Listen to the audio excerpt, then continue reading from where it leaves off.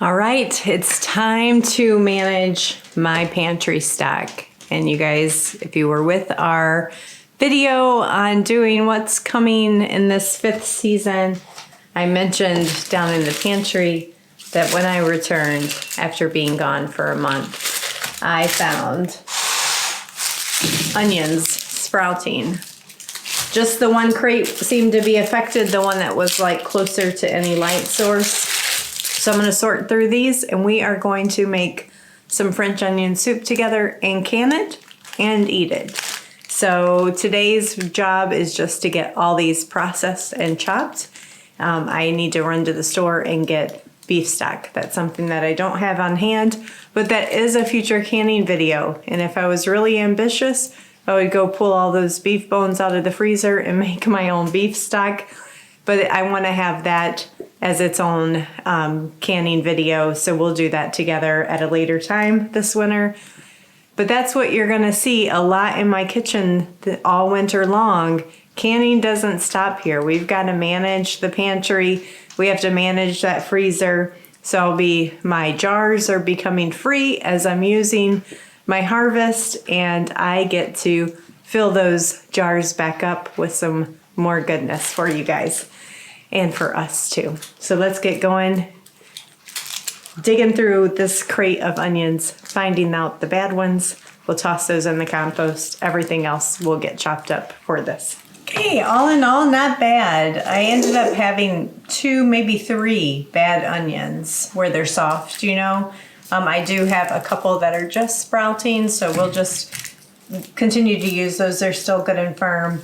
But one thing that I did want to say before we jump into this video, if you're new here especially, these onions, I would say 95% of them were bought from a local farmer. I did not have a good onion year in my garden last year. Just didn't. So rather than get boohoo about it, I chose to just, go and support a local farmer and use his produce as my pantry stores. And I think I bought these in August, September, October, November, December, January. So they've lasted in my pantry a good solid 4, almost 5 months. And I still have a whole crate down there that are perfect. And that's excellent for a storage onion. Sometimes you can, on average, for a good storage onion, 5 to 8 months is about what you can expect. So if you're just new into storing fresh onions in your pantry, around the 4 to 5 month range, you're going to just want to start checking them and use them up, before they go bad on you. And you want to pull the bad ones out of the bunch. It's that old adage, one rotten apple spoils the bunch, is true for any produce. So just constantly check your produce regularly and make sure that there's nothing going bad in there. So these, I say that this is probably 10 to 12 pounds of onions. We're going to chop these all up. I'll use what I need for the recipe for the French onion soup, and anything that's extra, if I happen to have anything extra, I'll just throw that in a freezer bag and we'll have those ready to use in recipes going forward. Now save all of your onion bits if you need pieces for making stock, whether it's turkey stock, beef stock, vegetable stock, and just throw them in a freezer bag, and the next time you go to make stock, you'll have plenty. So all of these bits, these outer peels, I'll save. I actually probably should get a separate bag for those and add that to my stock. You could use all your peels basically, but I have tons already, so I don't really need to save all of that. The most of it will just go out in the compost. And I'm going to start crying here very soon. These are very punchy onions. I got help. I had to take a break. I was crying so hard. These are really strong. Yeah, aren't they? Do they have like extra juice in them or something? Yeah. But they're all in good shape. None of them are really all that rotten. Unless you already weeded through them. There was 3 of them. 3? Yeah. It's not bad. No, not at all.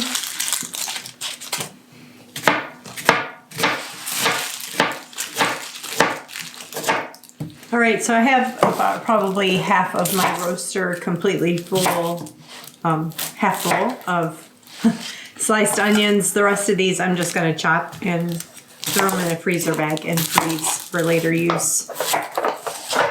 It's an 18-quart roaster. Yep. So you have 9 quarts of onions. Yeah, 8 or 9 quarts of onions.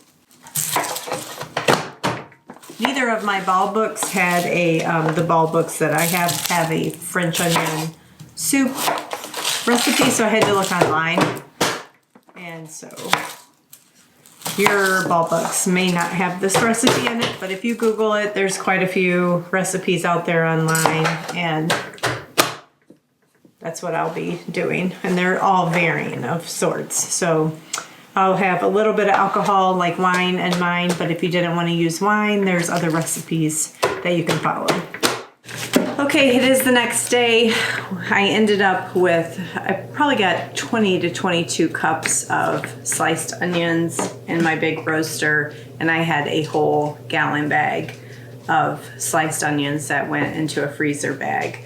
But I had to wait till the next day because I needed to run out to the store and get some beef broth you need. So all I picked up was from Gordon's some beef base. So I'll mix up some beef broth for that. But the first step to this is I need to caramelize these onions. So I'm doubling a recipe, and like always, if you guys are not new to my kitchen, I kind of play with recipes. So this is a mix of several recipes looking online. I'm adding a stick of butter and probably 2 tablespoons of avocado oil. You could use vegetable oil, olive oil. And I'm going to turn this up pretty high so we can get these caramelized. I've got it probably right at 400. And this is going to be a decent length process. If you do this on your stove, it typically takes 45 minutes to an hour to get that rich, deep caramelized onion with this amount of onions anyway. So you guys have been through this process with me before, because this summer I canned just plain caramelized onions for the first time. It was divine. We are a huge onion eating family, and I was just brainstorming all the ways that we're going to be using this French onion soup in recipes going forward. So I look forward to bringing that to you. But let me speed up the process for you guys. You know what to do. Caramelize your onions, and we'll be back together for the next step. Well, that takes a long time in my roaster pan. It's probably been, I don't know, close to 2.5 hours. Todd sped the process up a little bit and took about a half of this out and finished the caramelization on the stove. So if you were using a Dutch oven, cast iron, it would definitely go a lot faster because you can get the heat nice and high, higher than a roaster. But they look great. They do. Nice and caramelized. So we have about, what was this, 2 gallons of beef stock we made up. Mm-hmm. You want to do the honors and pour that in? Sure. There's hot pits. It's not that hot. Okay.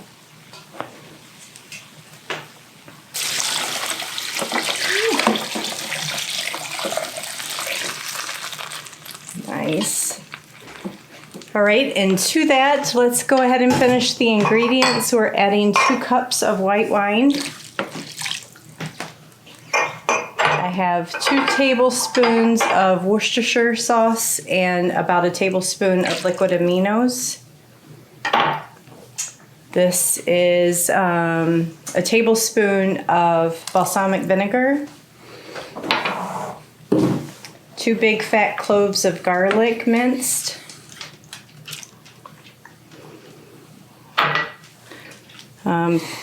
Already smells amazing, doesn't it?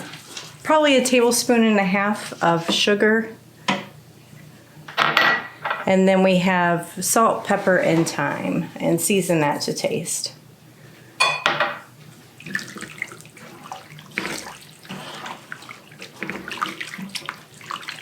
And then we're gonna let this, I'm gonna add in 3 bay leaves, and I'm just gonna let this simmer for what, Todd? Like an hour? Probably. We'll just let it simmer for an hour, come back and taste it and see if we wanna make any final adjustments before canning. Are we having soup for dinner? Yes, definitely. So one of the ways we were thinking about using it was take it out and use it as a base with like beef stew, but thicken it up for like a gravy over like noodles with stew meat. It's always good as a base on roast or a marinade. Yeah, even if you had like raw beef stew meat, like cut up in little chunks, you could like lightly coat them with flour. Toss a can of this in your Instapot, throw in those beef chunks, turn it on, and you'd have like a nice beef onion gravy. The flour would like break off and be thicken the it. thickener. So it smells divine in here. Absolutely delicious. I have my jars just wrapping up their sterilization in the dishwasher, so they'll be ready to go when we're ready to ladle this up and can it. Smell good, huh? Yeah, it does. All right, see you guys back when it's time for a final taste test and canning. Oh gosh, it smells like totally dippable. You know, with a big chunk of French bread and dip it in there. Oh yeah.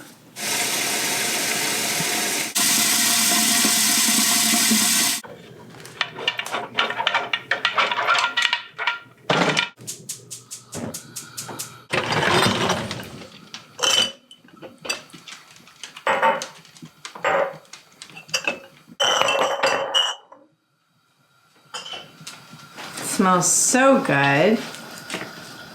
I've got the water and the canner boiling. I need to fish out my bay leaves, but like I said, we want to do a taste test to make sure that it's just right before we can it.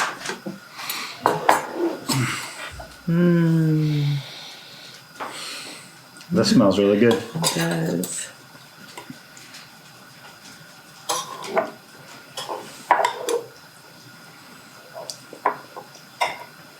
Is it super hot? I don't know. I haven't put it to my lips yet.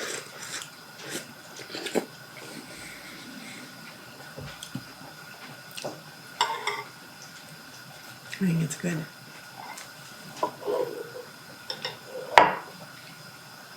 To me, it tastes perfect. It tastes just like French onion soup from a restaurant.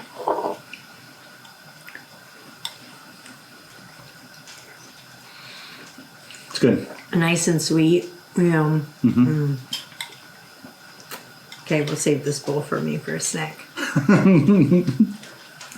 Yeah, good job. Really good flavor. The onions still have a little texture to them. But I do have to process this for 60 minutes for pints. So they'll cook down a little bit more as they process. And we're pressure canning, right? Pressure canning. Because it's Yeah. basically like broth with onions, so Yeah. there's really no acid or anything that would put it into the water bath category.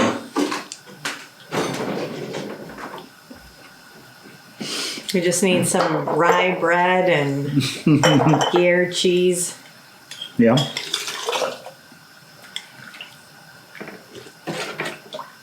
Yeah, good job. Thank you. Doesn't that look amazing? Oh, so good. Rich, rich, rich. Yummy, yummy, yummy.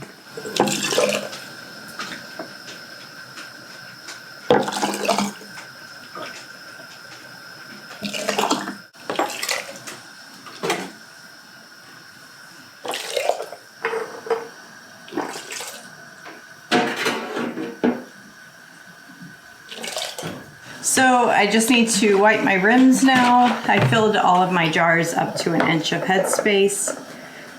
Because there is buttery, oily, you definitely want to make sure you take time to wipe your rims. So we'll get that done and then we'll seal them up and get them in the canner. I saw a lot of you guys either on social media posts, Instagram, Facebook, communities out there that I'm a part of, a lot of new all-American canner owners after this Christmas season. So I wish you all the best learning to use your new canner, and I hope you enjoy it as much as I do. And just don't forget to give it that good oiling and get your lid on even. That's my biggest tip for you. That lid on even is going to make the world a difference in your success in getting it off when you're done.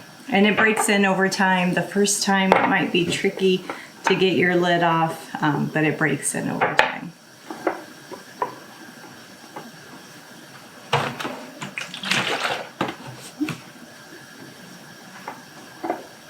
So how many did I end up with? 2, 4, 6, 8, 10, 12, 14 pints. And Todd and I both have a soup bowl filled, and then I have a half of a pint that we can use later this week, either as a lunch for ourselves or in a recipe for dinner.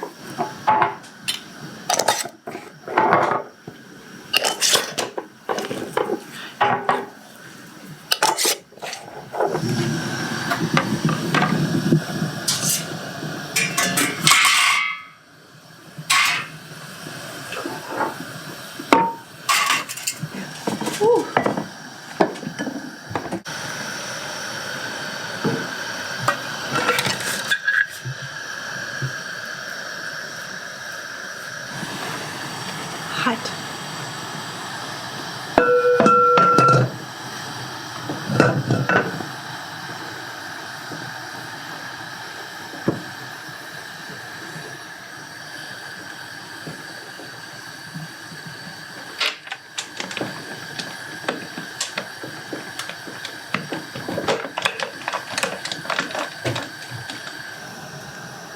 Okay, I need to let this vent for 10 minutes. I'll bring it up to 10 pounds of pressure for my elevation, and then we will start our canning timer for 60 minutes.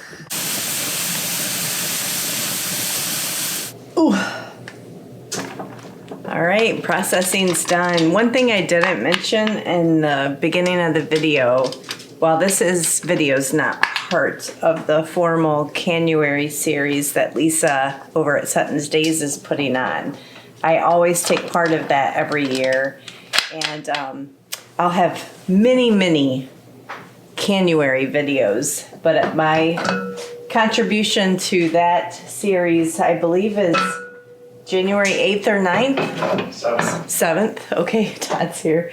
So go check out her channel, and you'll get inspired so many ways. But here we go. Let me get all these out, and I'll show you guys how it turned out. Todd and I had some for dinner, and it was absolutely divine.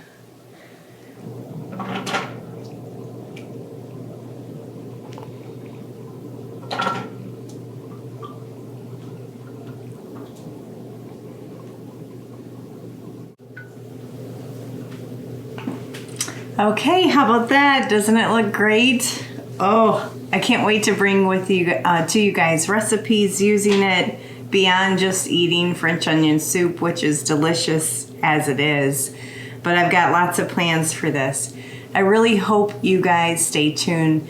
January every year is a huge canning month for me. I'm doing a lot of canning just from still garden harvest, things that need to be further preserved, or cleaning out the freezer and making space for what's to come out of the garden this year. So I've got lots of ideas, and always expanding my own knowledge. This is my first time canning French onion soup, another staple that will forever be in my pantry for sure. So expand your horizons, and I'll tell you what, it doesn't have to just be the basics. It can be decadent, delicious food that you're making homemade and putting up on your pantry shelves for your family. I'll talk to you guys later and see you on the next video.